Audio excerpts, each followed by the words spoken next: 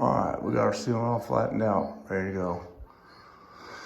I got some plastic over the major areas, and I didn't have enough to go clear down, but mostly all the stuff falls on the top, so I'll just have to wipe that down with a wet rag. And then I'm gonna do knockdown texture. So I've got the gun that shoots the stuff out. I've got my mud mixed up. Use a box of mud and one pan full of water, not full, but you gotta be able to carry it. And that's how I get my thickness for my mud set. And so I can mix it consistently and then put it into the hopper. And it's nice if I only fill it up to about right there and test it first, make sure the hopper's working before you fill the whole thing up, because I've had it not shoot before and then you have a whole entire hopper full of mud you gotta deal with. So we're gonna do that. And then also it's helpful sometimes to have an empty bucket to set that in so that you're not spilling it if you have to put it down. So we're gonna work on that next, and then I'm not gonna be able to film while I shoot, unfortunately, because it's just me. So. All right, air compressor number one is burn up. So it gets hot and it warps the reed valves in it too. But anyways, we got texture on the ceiling, yay. And I could leave it at this stage. This is called splatter. Some of this smaller stuff in there could be considered orange peel. And then the next thing I gotta do is I like to do knockdown texture. So I can take a joint knife or one of the knockdown tools and start knocking it down. So that's the next thing to do. And since I'm way behind because the compressor burned up and I had to get another compressor real quick, I gotta kind of go back.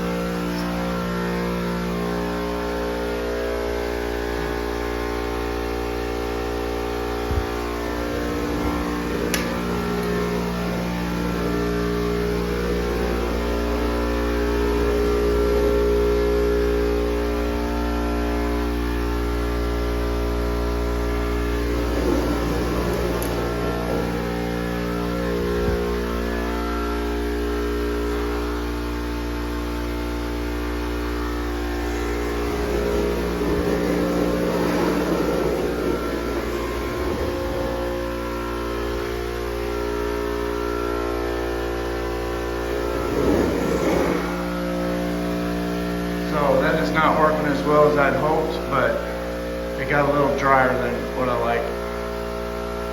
So I'm gonna keep going here. All right, it's hard to focus in on wall texture, but you get the idea kind of that it gets, the top part gets knocked down. So it all looks more evener, if that's a word. And I have never used this shield before to do knockdown texture, and it is brutally fast.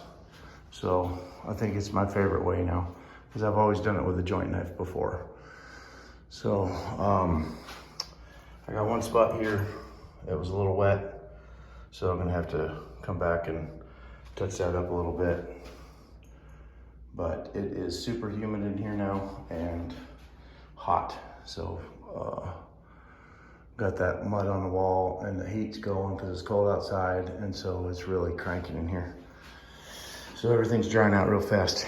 But anyways, that gives you an idea, and I'm gonna do my touch up here with the little bit of mud that I got left. And it took almost exactly a box of mud to do the room. So if you're wondering how much mud to get, that's about right. All right, a little touch up and then get rid of that guy, and yay. I went over the walls again with another light coat, and so I pretty much have an entire bucket used up, and went ahead and did the knockdown again. I like it a little bit smeary, like this is a little bit too dry for me. I like something that's got a little more smear to it, but like some of this in the corners, your corners tend to stay wetter, so be aware of that. But like that look right there is more what I like personally. But we're gonna clean out our bucket, so our hopper.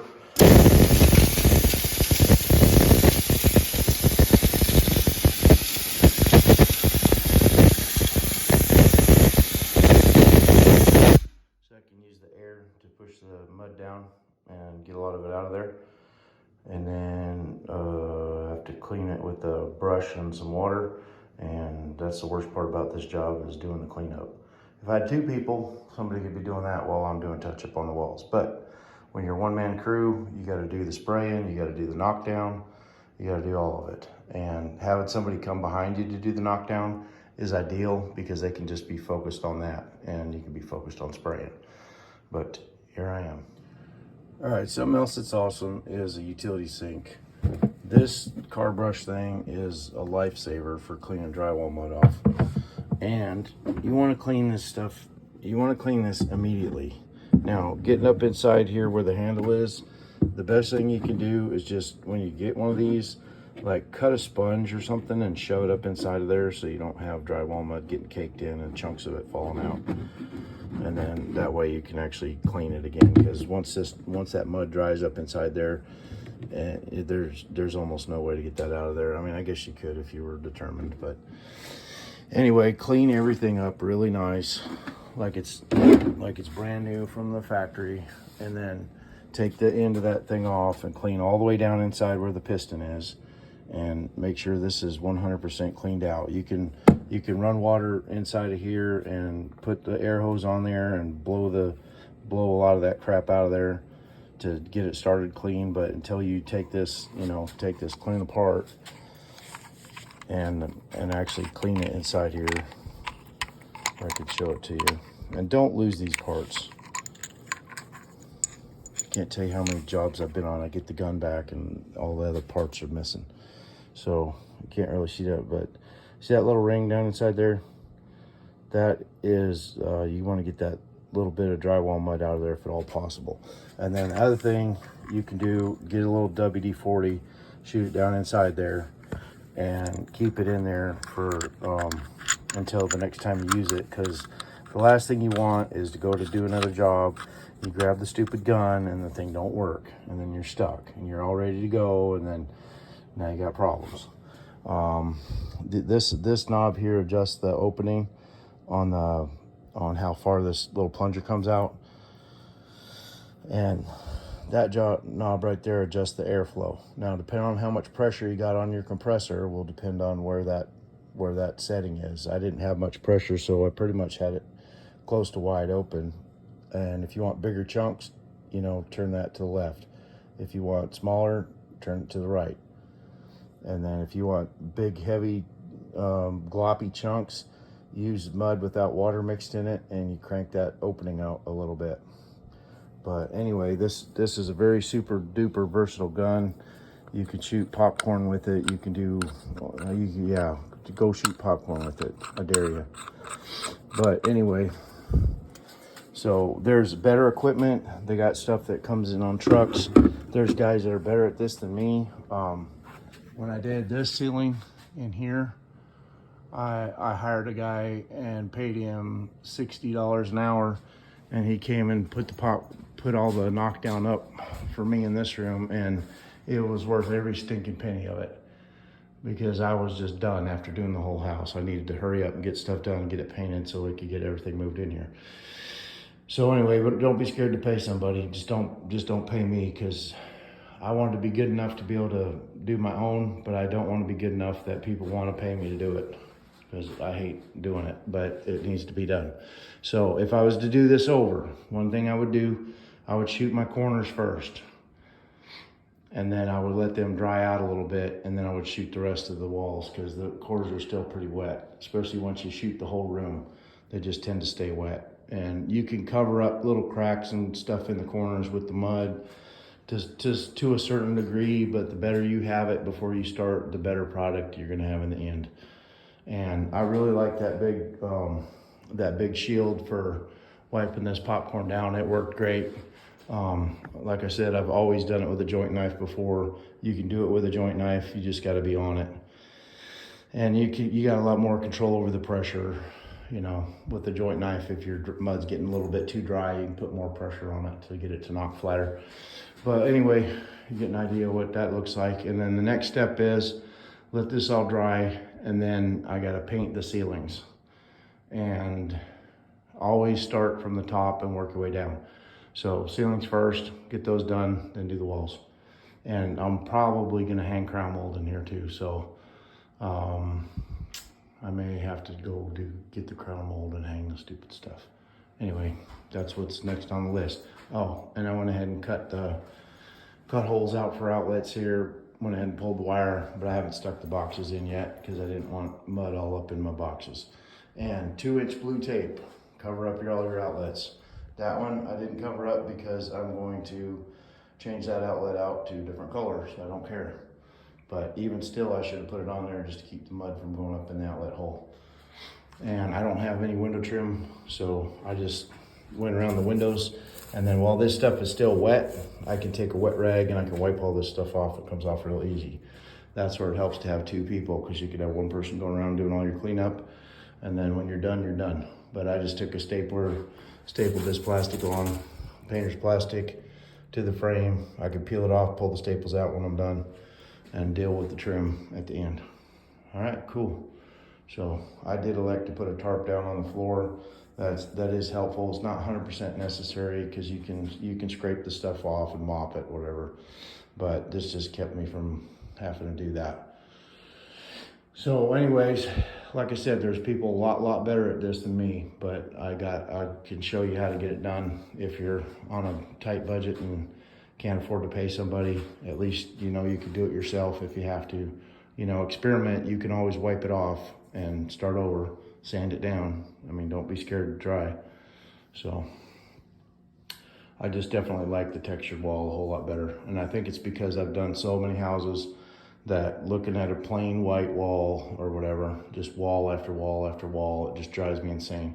So putting a little texture in there gives it a little bit more warmth and a little more homey feeling. And especially when you start putting crown mold in, that really decorates it out nice. And then I don't have to be critical up in all these corners, because the buggers use that mesh tape instead of using paper tape. And so all my corners got little cracks in them. But since I got crown mold, that's the easiest way to fix that. So, all right, until next time. One last thing. This compressor is old, but it was free. And it did a fantastic job of holding the pressure compared to this little guy right here. And that's a wonderful little compressor for pumping up tires, but it is really not made to spray texture. And I've sprayed a lot of texture with these compressors. You get about 2-3 houses done and then they burn out. And I only get about, I don't know, a year or two out of those compressors, but they're $100 a pop on Father's Day or Christmas or whatever, and usually they throw in a gun or whatever. And I've owned, I don't know, I've gone through 7 or 8 of these compressors, but they're small, they fit in the truck good, all that kind of stuff. But after having used this, I don't even know how I did jobs before with that junk I was working with. But get the biggest compressor you can wheel in there comfortably and do it right if you can, because having a big compressor is just like, wow, that was a big difference, even for a small job.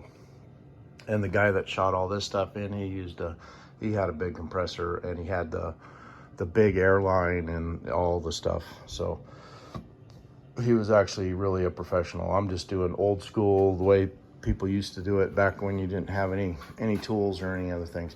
Oh, one other thing. So I always keep one of these plastic buckets for my mixed mud, and then I buy the stuff in boxes because it's cheaper, and I mix it myself. You can use the all-purpose or the +3. It doesn't really make that much difference. And these little guys are super duper stinking handy, because you can get them, they fit the side of the bucket for cleaning the bucket out, because you don't want all this dried stuff drying and cracking and falling into your mud, and then you got junk in your mud, and it makes it hard to deal with. And then this is all the scrapings off of my off of that tool I was using to wipe the walls down with, because it starts beading up on the edge, and you got to wipe it off and get rid of it. Now some people have asked me before, can you just take like a paintbrush and daub this on there? And then don't do that. It's horrible. It looks like you daubed it with a paintbrush. So, be thinking about your future, and you're gonna have to come back and fix it or it's gonna look like junk. So just do it right to start with, and then move on to something else. go live your life, drink tea, and sit on the porch and think about what a great job you did, instead of sitting there with regrets in your life. No more popcorn. Look how beautiful that is. I mean, that will stop a mass shooting right there. Just the fact that somebody's not waking up looking at that popcorn and having a nervous breakdown. We are at the painting stage of this project now. So I took what was leftovers of about 10 different cans of paint, batched them together, ended up with about close to 10 gallons, 8 gallons. And I usually start with my cut in first and do the roller, the mini roller, and then brush. And then in these narrow little areas, sometimes I just want to get it done, so I roll it with the little roller. And then on the big areas, I can switch out to the big roller if I want to. But anyway, paint's getting on the wall. It's helpful if you got two people, because you got one person going along doing all this cut in for you, and the other person's coming behind with the roller, and then the paint overlaps where the paint's still wet. Really goes slick. But if you don't have that, then it goes about, it takes about 3 times as long. So still got my plastic up. Shot the ceiling. That took about 15 minutes with the sprayer, which worked out real good. And all right, keep painting. Yay. So the bearing went out on the trencher. We got all the way down around the corner, and that thing tore apart. So anyways, that's life. So we're painting today. I'm gonna make an attempt to show you the procedure on this. If you can paint and film at the same time, you're a hero. Let's see if I'm a hero. All right, I'm gonna get a little bit of that extra paint off of the back end of that thing, because otherwise it drips. And then what I wanna do is I wanna roll this close to the edge, but don't touch the ceiling. Slow is smooth, and smooth is fast. Just take your time, make sure you got enough paint on there.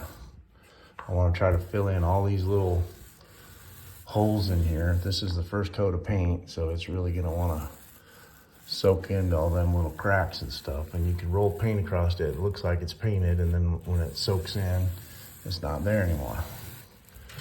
So we're gonna try to get this in one coat, but it never happens. But we're still gonna try it.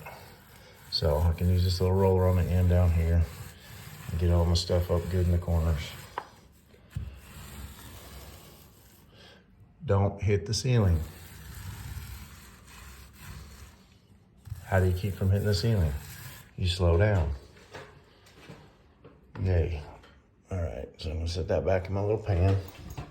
And normally I got that little pan in one hand while I'm doing the stuff. Now, when you dip your brush in there, you only need to just get the tip wet. It don't need to be clear down into the brush. And then up here, got your first pass. I'm gonna back it up, do a second pass. Bring it forward. It's filling in all those little holes up there. Nice and easy. Now, is that taking a long time? Yeah, but I didn't have to tape it. I don't have like big tape marks on the ceiling or none of that. So when you get up in the corner, you just want to use just the tip of the brush. Work it up in there until you get enough paint in there. And right now my brush is really dry, so I need to dip it again. But anyway, you get the general idea on what you want to do on your cut in. So you want to cut in all the way around the room. Now I only did down to here because that's what I can kind of comfortably reach. And then I'll come back and I'll cut that in, and I'll go ahead and go across the base and back up. And that way I block that wall in. Then when I grab the big roller, I can go like that, and I don't have to stop or bump into anything or smack the ceiling with the roll or any of that stuff. And then you can keep your wet rag in case you happen to touch the ceiling. Go ahead and get it right when it's wet and right after you did it, and wipe it off of there. Most of the time you get the majority of it. You might have to come back with a little bit of ceiling paint touch up, but you don't want to just leave a big old spot of a different colored paint on there. It's going to take you like 3 coats of paint to cover that up with the white, with the ceiling white. So, all right. And then the other thing we can do is go around all our outlets, which I haven't done yet, but I'll do that when I do the bottom part. And that way I don't have to worry about smacking my outlets with the big roller. You painted your wall, you got 1 coat on it, and now you're seeing bleed through. And you're thinking to yourself, what's going on here? I thought I was an awesome, wonderful painter. Well, you are. It's just gonna take 2 coats.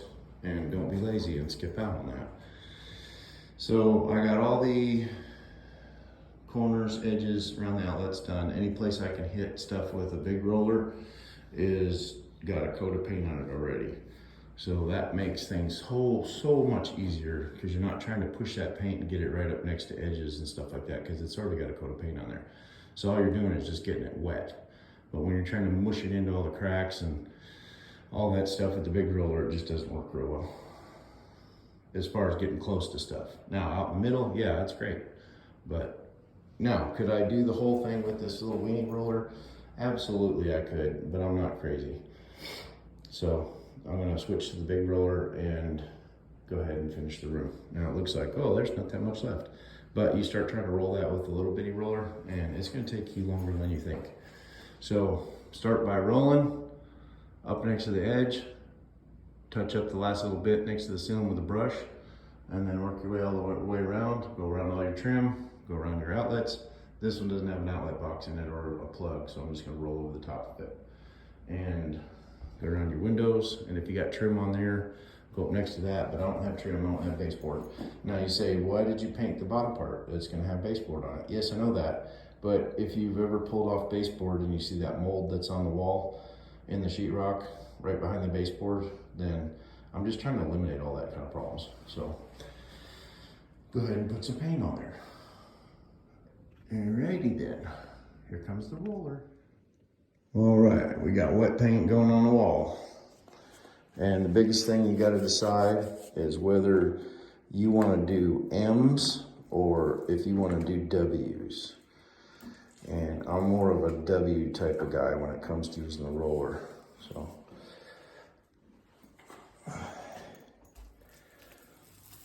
It's gonna start out real wet.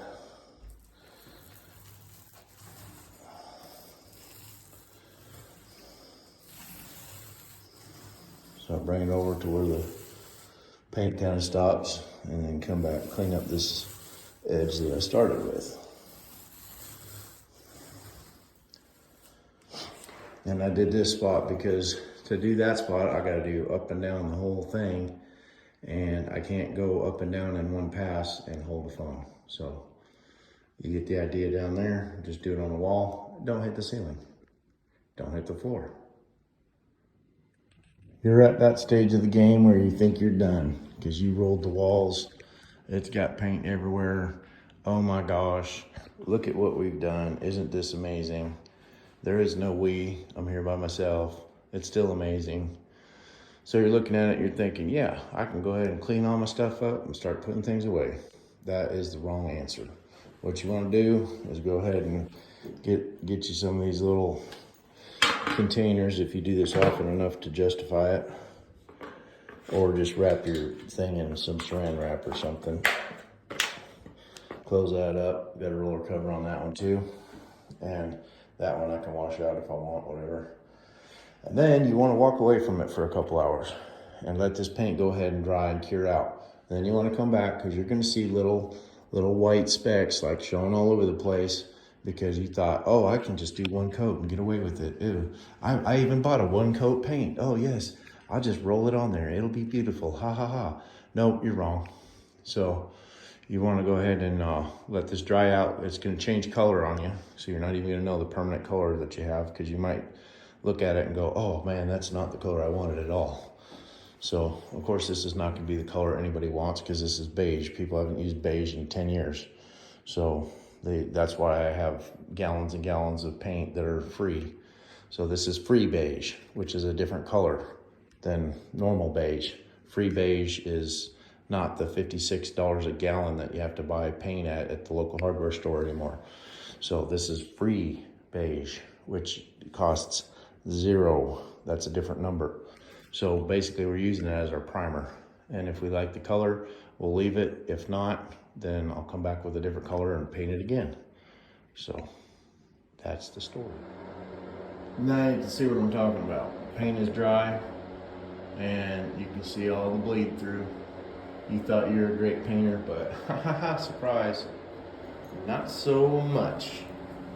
Slow down there, My Little Pony, because this looks like hind end. But overall, the room itself was changed colors, and turns out I was right about beige. Nobody likes beige, so we may have to go with a different color. It's time for a brief intermission. This thing right here is the most awesomest tool in the universe. This part here cleans out brushes, gets all the trash out of the bristles. That curve right there cleans your rollers. That little curve right there, that cleans your little baby roller. So you can thank me later. This one tool does it all. And is it worth it? Abso-stinking-lutely. When you rub that thing down there and you see that paint just boiling out of there, you get excited. And I don't want to show that to you right now because you don't need to be that excited, because we're trying to get painting done instead of being excited. I don't know about all these homesteaders that have these videos where they act like they're all excited and stuff about homesteading and doing their own projects, and it's a lie. It's just an absolute lie. This is the most miserable thing you could possibly do to yourself, and that's why I do it. It's a form of self-punishment. So if you want to join me on that journey, then you're welcome, but you're not going to get Mr. Happy Homesteader on this video. Apparently, a paint color can only be chosen with a super majority of 2/3 votes. So beige, I guess, is not a color anymore.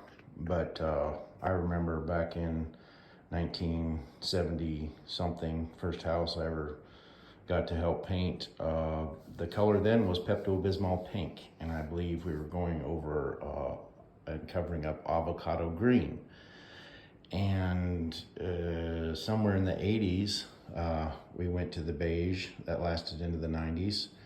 I thought that was a beautiful era of earth tones and very easy to match things. But apparently, I guess we're moving beyond that. So now gray is the new pastel, apparently. So here we are, 1 gallon. It took me about almost 2 gallons to do this room with the lovely beige color, and it wasn't enough. So we're gonna find out if 1 gallon of paint will paint this room. If not, guess what? Accent wall.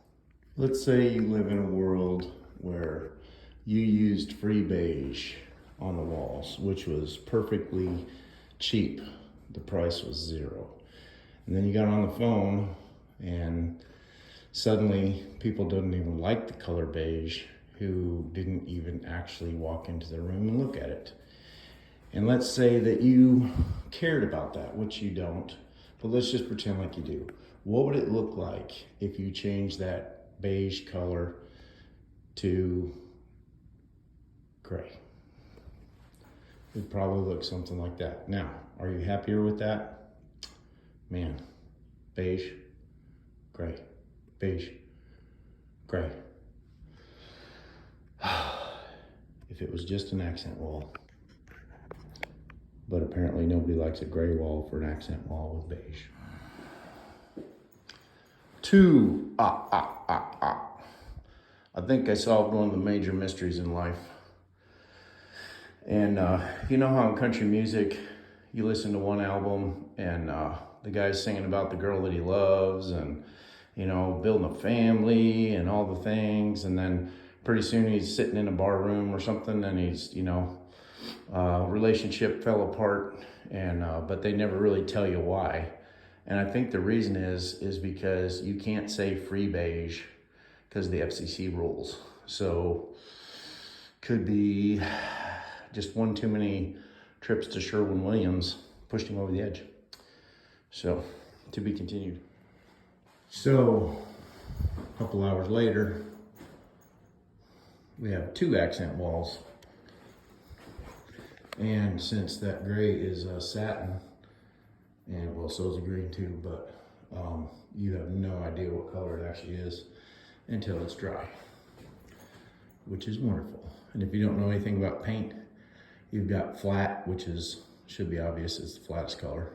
Then you have eggshell, which is what I got on the ceiling. And then you have satin, which you have to keep mixed up well, or otherwise the colors don't come out right. And then you have semi-gloss, and then you have gloss. So those are your choices for finishes.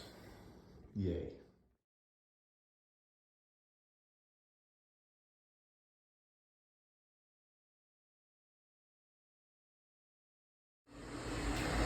This has got to be like the cutest thing ever. This little fella came in here trying to help.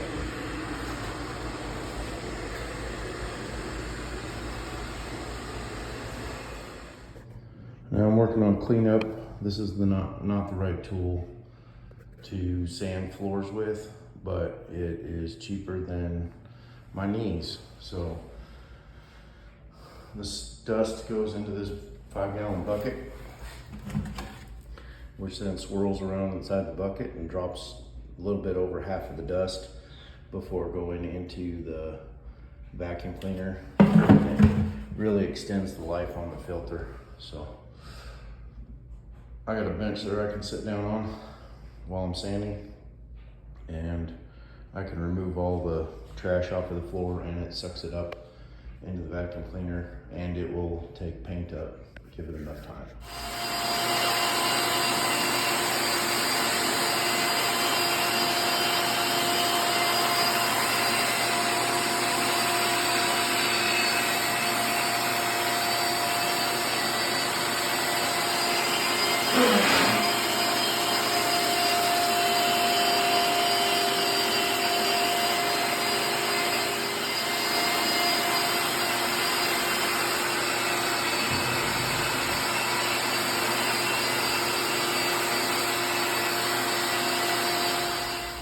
That was probably less than 20 minutes of sanding. Barely broke a sweat. I was able to sit on the bench while I was doing it. And I'll be crawling around. That's plenty good for if you want to lay carpet in here. But since I'm staining the floors, I'm gonna be a little bit more aggressive, and I don't want to stress that machine trying to be more aggressive with it. So I'm gonna try my random orbital sander next and get the paint off of the edges of the walls. And I also have a grinder with a diamond blade on it that will really bite if I need to get any of the heavy stains off that won't come off, like that black stuff. I don't know what that is, but it'll grind it right down to the gravel and the concrete if I want to. So, all right, next step next. There's about 3 ways that I've found to get the remainder of the stuff off of the concrete, none of which are pleasant. One of them involves some kind of a sander, grinder, or whatever, and you're in an empty room, so your ears are gonna be ringing pretty hard by the time you get done. You're gonna be tired of crawling around on the ground. Arms are gonna be tired. You can do it standing up with a razor scraper, and you can soak the floor good and just keep mopping over it until eventually it gets wet enough that stuff starts releasing. So, because I have a lot of buildup, especially around the edges, I'm gonna start with the sander and see how far I get. I went over the floor, and it's way more cleaner. Now there's a bunch of stains and stuff on here, but I'm not terribly concerned about that because I'm staining the concrete and it's gonna add character to the floor. So I am going to use the Eco Prep and Clean product to try to get the remainder of the residue or whatever up. And then I'm going to use my typical stain. And then I have a video already on the staining process. I just didn't give a lot on the prep. So this was to include more of the prep if you're following along what I'm doing here. And do not be afraid to use sandpaper. I used to be one of those guys that felt like there was only so much sandpaper in the world, and if I used it all, there wouldn't be some for somebody else or something. But as soon as that sandpaper stops biting, go ahead and change it out.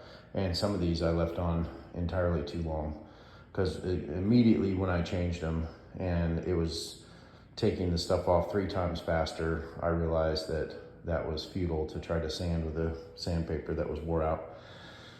So, word to the wise. So next step is to get a good mop, clean water, clean hot water, and start cleaning this floor.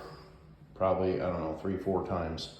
I'll need to go over this, mopping this until every little bit of stuff is up that I can get up, and then it will accept the stain quite nicely. So that is the next step.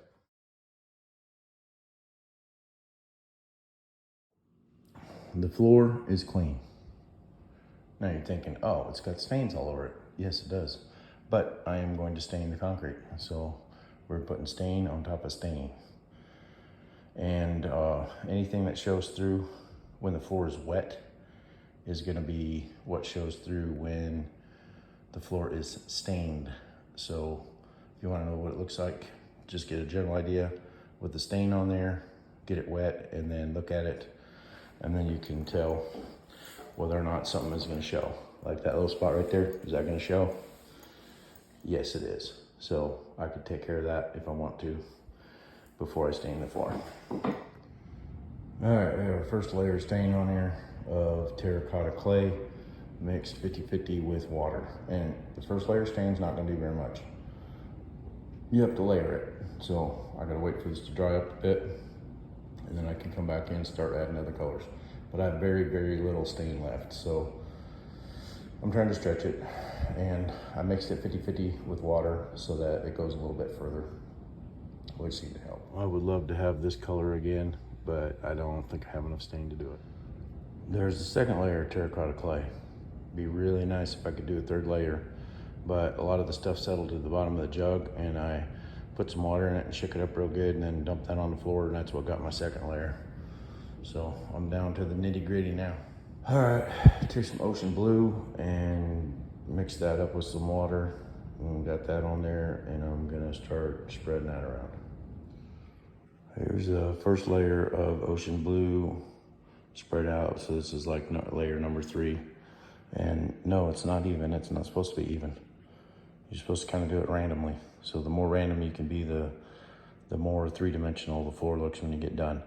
And you want to just keep adding stain in layers until the floor stops accepting the stain. Took a spray bottle, put some antique gray in there. Or, yeah, antique gray. Huh? All right, antique gray, spray bottle. Squirted little spots all over the floor. I took this end off, it was plugged in. And then I got some on the wall too, so you know, that's the way it works. I have to repaint second coat anyways. And then after I finish this, then I'm gonna come back with the blue, and then I can do a wash over the top of it if I want to. That first layer took a little while to dry, and I got some of the ocean blue and squirted some of that on there. Got that all this sparkly, and so this has got to dry, if I remember right, and then I'm gonna do a wash over the top. So yay. Every floor is different, but this is you can see the before and the after. Wouldn't that color have looked amazing with freebase? So for a minute when I was putting on the 14th layer or whatever it was, I thought it was gonna look terrible, and I don't think you can mess this stuff up. It's kind of exactly what I wanted. So once we get some baseboard in here, it'll really look nice. Now let's just say that you got up at 3 o'clock in the morning to put some fast dry polyurethane on the floors, and you know, that's got about a 4-hour dry time in ideal conditions. And 6 hours later, which is, I don't know, about 9 o'clock in the morning, you're gonna have a bunch of people show up to help you, you know, move everything that you need to finish the job into the garage, because the house needs to be cleaned up. And then one thing about moving furniture is it's a good way to get to know people, because as soon as you start moving furniture, you will find out who has weight restrictions that you never knew did. And it's usually about 5 pounds. So I guess that's the new doctor's orders, 5-pound weight restriction. So you're gonna be moving that by yourself. But if you want to see what it looks like to move furniture back in on a floor that's only got 6 hours dry time, we're gonna go take a look at that.